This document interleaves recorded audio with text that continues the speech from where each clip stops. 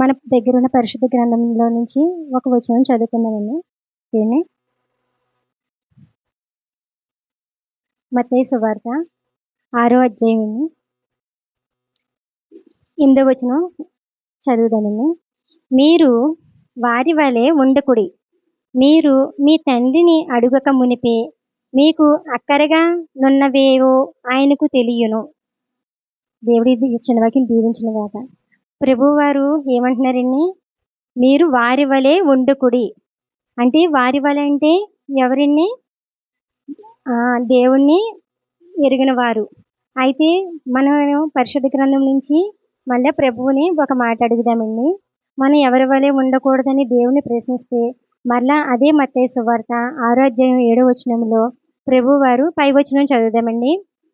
మరియు మీరు ప్రార్థన చెయ్యనప్పుడు అన్యుల వలె వ్యర్థమైన మాటలు వచింపవద్దు.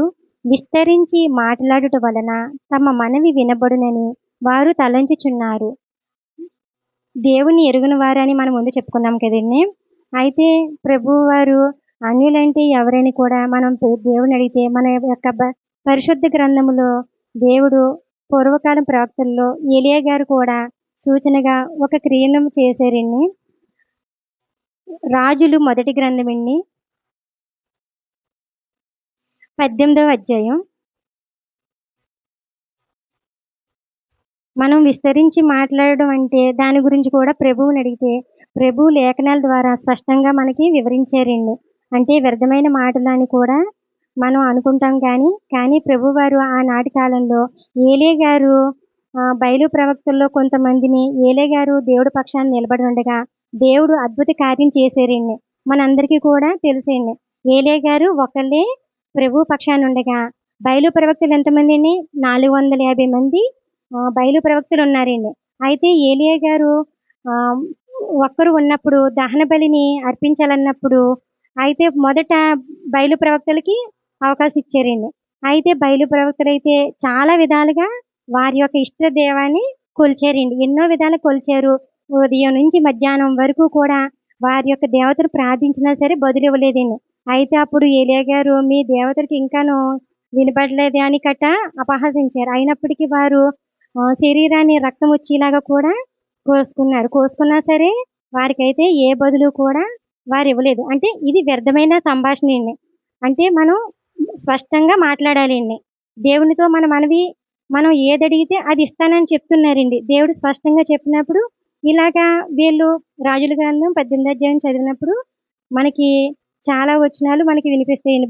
బయలు ప్రవక్తలు వారి యొక్క దేవతలను ఎలా కొలిచారు, వారు ఎలాగా వారు ఆచరించారు, ఇవన్నీ కూడా మనకి రాసించారు. వారు గట్టిగా కూడా కేకలు వేశారండి. రక్తం కారినంత మట్టికి వారి యొక్క మర్యాద చొప్పున కత్తులతోనూ శస్త్రములతోనూ తమ దేహములను కోసుకొనుచు ఉండిరి. ఆ ప్రకారం మధ్యాహ్నం వరకు కూడా చేశారండి. అయినా సరే ఏమీ సమాధానం రాలేదండి. కానీ ఏలియా గారు ఒక్కరే ఉన్నారు. అయినప్పటికీ ఆయన ఏం చేశారండి? యెహోవా తరపున ప్రార్థన చేశారు. ఎలా చేశారు? యెహోవా దేవుడైతే ఆయనను అనుసరించి నడుచుకున్నారు. నీ నామమున ఇశ్రాయేలునకును వాగ్దానము నొందిన యాకోబు సంతతి గోత్రములో నుంచి లెక్క చొప్పున 12 రాళ్ళను తీసుకుని రాళ్ళ చేత యెహోవా నామమున ఒక బలిపీఠమును కట్టించి దాని చుట్టూ 2 మాణికల గింజలను పట్టునంత లోతుగా కందకం ఒకటి త్రవ్వించిరు. ఆయన దేవుని నామమున ప్రార్థించి ఆయన దేవునికి ఏదైతే సంకల్పించారో దాని చొప్పున ఏలియా గారు చేశారండి. అయితే అప్పుడు దేవుడు మనకి కళ్ళకు కనిపించినట్టు బయలు ప్రవక్తలను కూడా చాలా మందికి అర్థమయ్యే రీతిగా కూడా దినములో చెప్పారండి.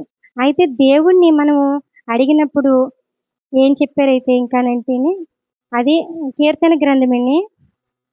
ఒకవేళ దేవుడు పక్షాన మనం నిలబడ్డామనుకోండి, దేవుడు ఆయన అద్భుత కార్యాలు చేస్తారు. ఆయన ఏ విధంగా మనమైతే చూసామో ఆ విధంగానే మనల్ని కూడా ప్రభువారు చూస్తారండి. కీర్తన గ్రంథమండి 18వ అధ్యాయం 25వ వచనమండి. ఆయన మనల్ని దయగల వారి ఎడల నీవు దయ చూపించుదువు, యథార్థవంతుల ఎడల యథార్థవంతుడుగా నుందువు, సద్భావము గలవారి ఎడల నీవు సద్భావము చూపుదువు, మూర్ఖుల ఎడల నీవు వికటముగా నుందువు. ప్రభువారు ఏమంటున్నారని? మనం ఎవరైతే వారి వైపు దయ చూపించామో మన పట్ల కూడా ప్రభువు దయ చూపిస్తారండి. మనం ఎవరి పట్ల అయితే యథార్థంగా నడిచి ఉన్నామో ప్రభువు కూడా మన పట్ల యథార్థముగా ఉంటారండి. అయితే మనం దేవుడు పక్షాన మొదట నిలబడాలండి. మనం నిలబడకుండా మన యొక్క బలహీనత చొప్పున మనం కింద పడిపోతే మనకి ఎవరు కూడా సహాయం చేయరండి. కొన్ని పరిస్థితుల్లో ఒక్కొక్కసారి మనం అన్యుల్ని ఆశ్రయిస్తామండి. కానీ అదే సమయంలో దేవుడు మనకి ఒక పక్షాన సేవకులను ఆశ్రయించు, విశ్వాసులను ఆశ్రయించు అని చెప్పి తలంపులు ఇస్తారండి. అలా సేవకులను ఆశ్రయించినప్పుడు ఆయన సేవకుల ద్వారా కూడా కొన్ని మాటలు మనకు చెప్తారండి. కానీ ఆ మాటలు మనకు లోబడతామంటారా? లోబడమండి. మనలో 2 ఆత్మలు ఉంటాయండి. ఒకసారి సేవకులు గారు చెప్పారు. ఒకటేమో అపవాదాత్మ, ఒకటేమో దేవుని ఆత్మ అండి. మనం దేనికి ఎక్కువ లోబడతాం? ఎక్కువ మొదటైతే అపవాదికే లోబడతామండి. అలా లోబడినప్పుడు దేవుడు మన యందు ఏ కార్యములు కూడా మనకి చేయరండి. ఆయన ఏమంటున్నారు? మీరు వాని వలె వండుకుడి. మీరు మీ తండ్రిని అడుగక మునిపే మీకు అక్కరగానున్నవేయో ఆయనకు తెలియను. మనకి ఏది కొదువుగా ఉందో ఆయనకు తెలుసు కదండి.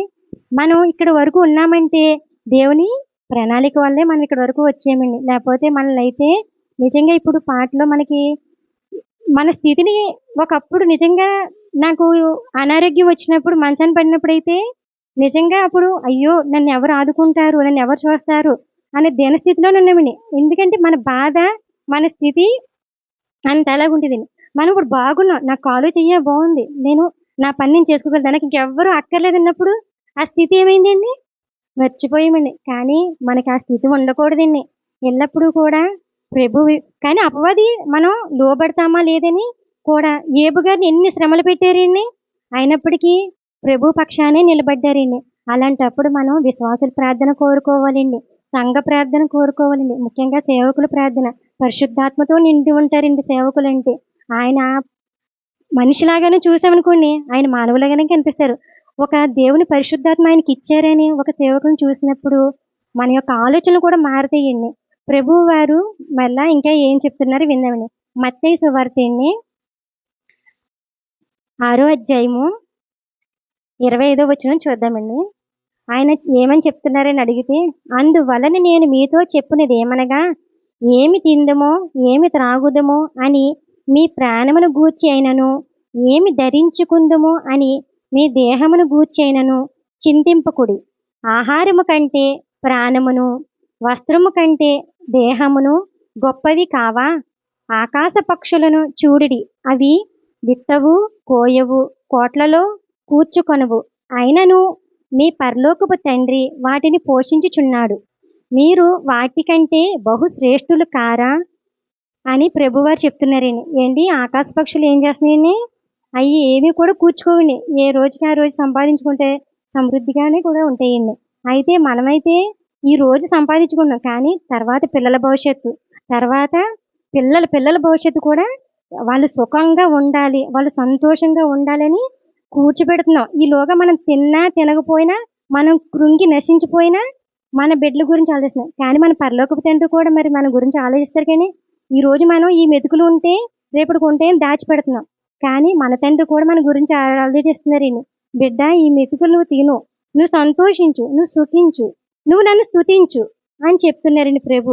కానీ మనమైతే కానీ లోకంలోనే ఉన్నట్టు బ్రతుకుతున్నామండి. కానీ మన స్థితిగతులను ఎప్పుడూ కూడా దేవుడు పరిశీలిస్తున్నాడు. మన యొక్క శరీరమును, మన మనసును కూడా దేవునికి అర్పించినప్పుడు మన యొక్క స్థితిగతులు మారుతాయండి. దేవుడు ఎంతో స్పష్టంగా లేఖనాల ద్వారా మనకు తెలియజేస్తున్నారు. కానీ అవి పెదవుల వరకు మాత్రమే ఉంటున్నాయి. హృదయ అంతరంగంలోకి అయితే వెళ్ళట్లేదండి. మనందరం కూడా దేవుని వైపు ఎక్కువ ఆనుకుని ఆయన బట్టి మనం ఇలా బ్రతుకుతున్నామని ఆయన్నే ఆధారపడి చేసుకున్నప్పుడు మన స్థితిగతులు బాగుంటాయి, మన బిడ్డల భవిష్యత్తు కూడా బాగుంటుంది.